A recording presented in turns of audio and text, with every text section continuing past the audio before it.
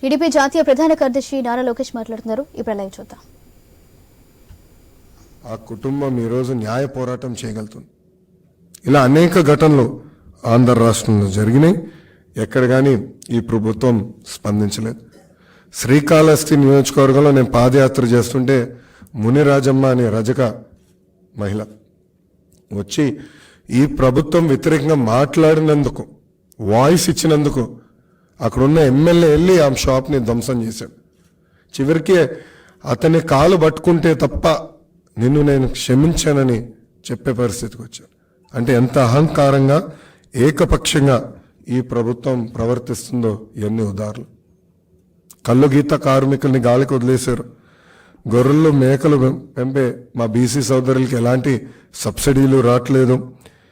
ఇంకా స్వర్ణకారులు కూడా పడుతున్న ఇబ్బందులు నేను స్వయంగా పాదయాత్రలో తెలుసుకుంటాం జరిగింది.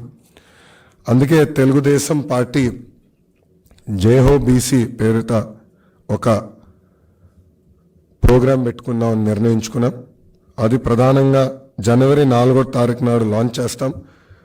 మా జాతీయ అధ్యక్షుల వారు శ్రీ నారా చంద్రబాబు నాయుడు గారి నాయకత్వంలో ఇక్కడ ఒక వర్క్షాప్ ఏర్పాటు చేసుకుని ఇక్కడ నుంచి ఫస్ట్ ఫేజ్ అన్ని పార్లమెంట్లు, నియోజకవర్గాలు, మండలాల వరకు వెళ్ళి మా బీసీ సోదరులకు చైతన్యం తీసుకొచ్చి, అదేవిధంగా ఈ ప్రభుత్వం వల్ల వాళ్ళు ఎదుర్కొంటున్న కష్టాలు ఏంటని తెలుసుకుని అది మళ్ళీ పార్టీకి తెలియజేసే విధానం ఏర్పాటు చేసుకుంటాం. ఈ ప్రోగ్రాం అయిన తర్వాత స్టేట్ లెవెల్ అంటే బాబు గారు లాంచ్ చేసిన తర్వాత ఫీల్డ్కి వెళ్తారు.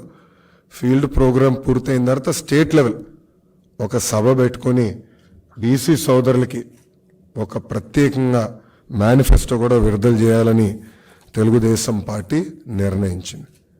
సో ఇది ఈ జైహో బీసీ ఎందుకు ఏర్పడింది, దీని వెనకాల ఆలోచన అంతా కూడా పాదయాత్రలో బీసీ సోదరులు ఎదుర్కొన్న ఇబ్బందులు నేరుగా నేను తెలుసుకున్నాను. నేను కలిసిన వాళ్ళే కాదు, నేను తిరగని మండలాల్లో కూడా బీసీ సోదరుల్లో కలవాలి పార్టీ, వాళ్ళ దగ్గర నుంచి వాళ్ళ సమస్యలు తెలుసుకోవాలి.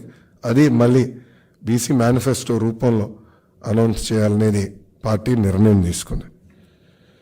సో ఇప్పుడు మీడియా మిత్రులకి ఏమైనా ప్రశ్న ఉంటే దానికి సమాధానం చెప్పడానికి సిద్ధంగా ఉన్నాం.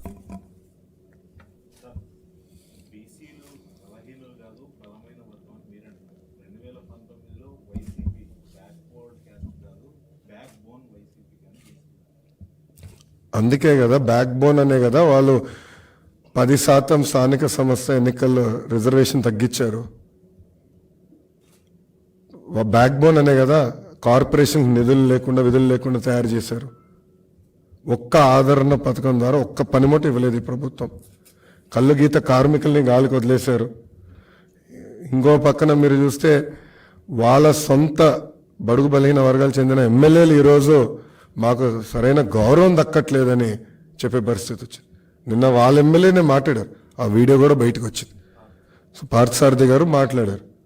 ఎన్ని వాస్తవాలు ఎన్ని బయటకు వస్తున్నాయి కదా.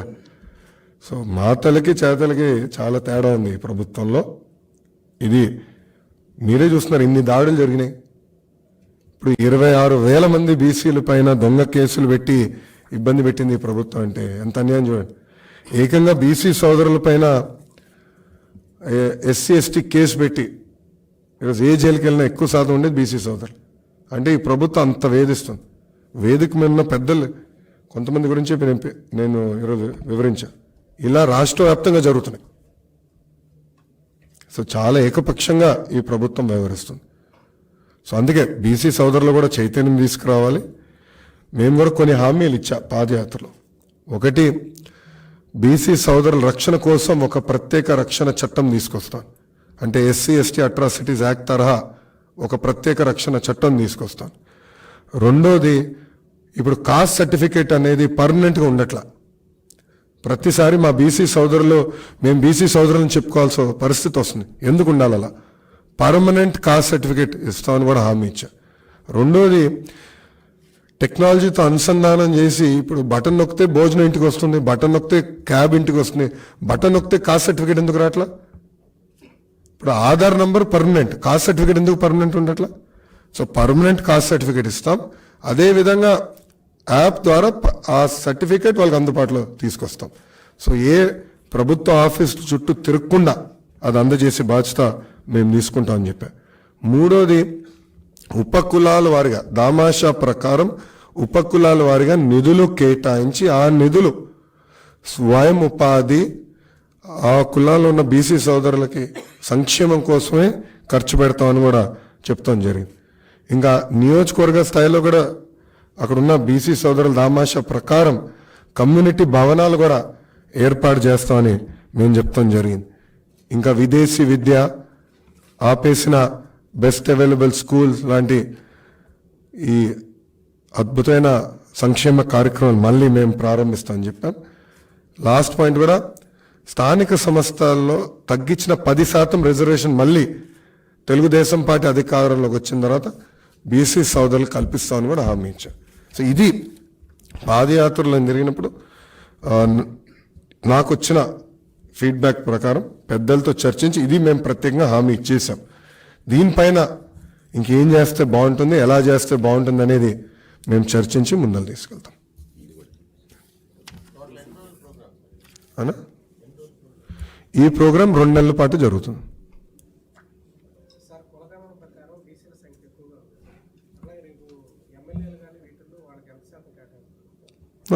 నాడు నేడు ఎప్పుడు బీసీ సోదరులకు ఎక్కువ సీట్లు ఇచ్చింది తెలుగుదేశం పార్టీ. అటు కౌన్సిల్లో కానివ్వండి, అసెంబ్లీలో కానివ్వండి, నామినేటెడ్ పోస్ట్లో కానివ్వండి, పెద్ద ఎత్తున బీసీ సోదరులకే మేము సీట్లు ఇచ్చాం. రేపు పార్లమెంట్లో కూడా అంటే ఎంపీ లోక్సభ కానివ్వండి, అటు రాజ్యసభ కూడా ఎక్కువ శాతం బీసీని పంపించాలని ఇప్పటికీ బాబు గారు నిర్ణయించుకున్నారు. మేము క్యాండిడేట్స్ ప్రకటించినప్పుడు అది మీకు తెలుస్తుంది.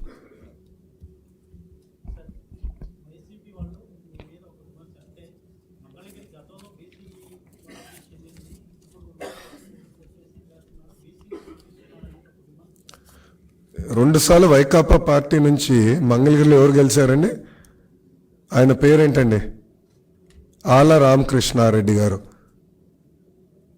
సో ఇప్పుడు సడన్గా ఓడిపోతున్నాను తెలిసి లేచి ఏదో మ్యాజిక్ చేయాలని ప్రయత్నిస్తే అది ఫెయిల్ అవుతుంది. వాళ్ళ పార్టీ 2 సార్లు ఇచ్చింది కదండి. ఆల రామకృష్ణారెడ్డి గారికి 2 సార్లు టికెట్ ఇచ్చింది కదా, 2014, 2019లో. మళ్ళీ నైతిక హక్కు వాళ్ళకి ఎక్కడుంటుందండి? రెండోది, వాళ్ళు ఇప్పుడు ఏం చేస్తున్నారు? ఓడిపోయే సీట్లన్నీ ఇస్తున్నారు బీసీ సోదరులు, గెలిచే సీట్లంతా వాళ్ళ ఒక్క సామాజిక వర్గం ఇచ్చుకుంటున్నారు. అది కరెక్టా? అడుగుతున్నా.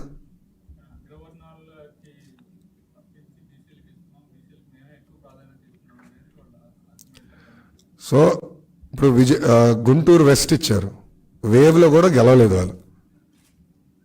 నంబర్ 1. మంగళగిరి 2 సార్లు గెలిచారు, ఈసారి గ్యారంటీగా వైకాపా పార్టీ ఓడిపోతాం ఖాయం.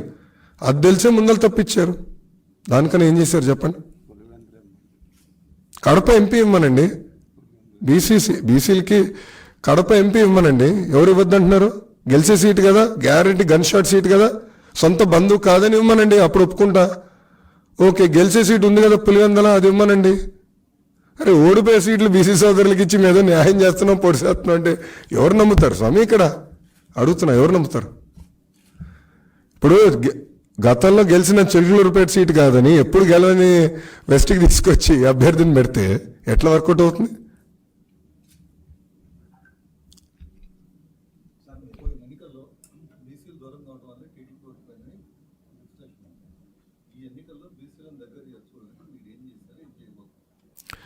మీరు చూస్తే ప్రధానంగా బీసీ సోదరులకి ఇప్పటికీ పాదయాత్ర ద్వారా వాళ్ళు ఎదుర్కొన్న సమస్యలు తెలుసుకుని నేను కొన్ని హామీలు ఇస్తాం జరిగింది.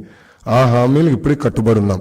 ఒక ఉదాహరణ, బీసీ సోదరులకి మత్స్యకారుల సోదరులకి 217 జియో తెలుగుదేశం పార్టీ అధికారంలోకి వచ్చిన మొదటి 100 రోజుల్లో మేము రద్దు చేస్తామని కూడా చెప్పాం. సో చాలా స్పష్టంగా ఉపకులాల వారిగా వాళ్ళు ఎదుర్కొన్న సమస్యలు ఏంటి, రేపు మన ప్రభుత్వం ఏర్పడిన తర్వాత ఎలా అమలు చేస్తామని కూడా చాలా స్పష్టంగా చెప్తాం జరుగుతుంది. ఇంకో పక్కన 54 ఉపకులాల వారికి 54 కమిటీలు, సాధికార కమిటీలు మేము గతంలోనే వేసాం. ఉపకులాల వారిగా నాయకత్వాన్ని మేము ప్రోత్సహించాం. వాళ్ళు కూడా ఆయా ఉపకులాల వారిగా మీటింగ్లు పెట్టుకున్నారు. వాళ్ళు కొన్ని వివరాలు సేకరించారు. అవి కూడా రేపు మేనిఫెస్టో ప్రకటించినప్పుడు దాంట్లో మేము పెడతాం. సార్, ఈ 4.5 బీసీలకి ఎస్సీలకి పట్టుపేట వేశామని చెప్పి సాధికార యాత్ర పేరిట రాష్ట్రంలో ఉన్నటువంటి అన్ని నియోజకవర్గాల్లో యాత్ర చేస్తున్నారు, బస్సు యాత్ర. అంటే వాడు చెప్పేది చెప్పుకునేదంతా అందులో వాస్తవాలు లేవంటారు. ఒక్క లోన్ వచ్చిందని నిరూపించమనండి. ఒక్క బీసీ సోదరికి లోన్ ఇచ్చారని ఈ ప్రభుత్వం నిరూపించమనండి. ఒకరే ఒకరికి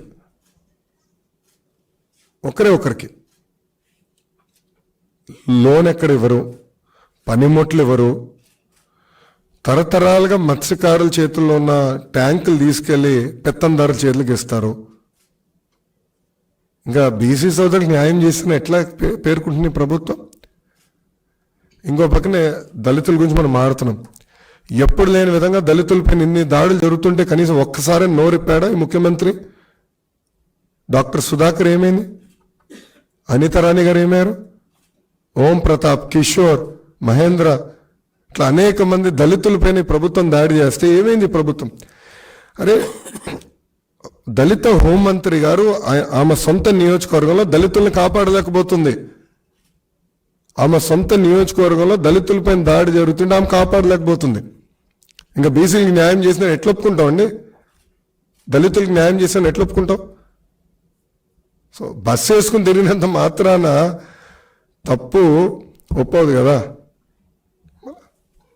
సార్, డీబీటీ ద్వారా బీసీ, ఎస్సీ, ఎస్టీ, మైనారిటీ 2,70,000 కోట్ల రూపాయలు డిస్ట్రిబ్యూషన్ చేశారని చెప్పేసి వాళ్ళు చెప్తున్నారు. డీబీటీ ఈయన కనిపెట్టాడు స్వామి. బటన్ జగన్ కనిపెట్టాడా? 2009 ఎన్నికల మేనిఫెస్టోలో ఆనాడు తెలుగుదేశం పార్టీ డీబీటీ ప్రకటించింది. అది 2014లో మేము అమలు చేశాం. ఇప్పుడు బీసీ కార్పొరేషన్ ఎందుకు ఏర్పాటు చేస్తామండి? బీసీ సోదరుల్ని పేదరికం నుంచి శాశ్వతంగా బయటికి తీసుకొచ్చేదానికే సంక్షేమ కార్యక్రమాలు చేస్తాం, స్వయం ఉపాధి కల్పిస్తాం.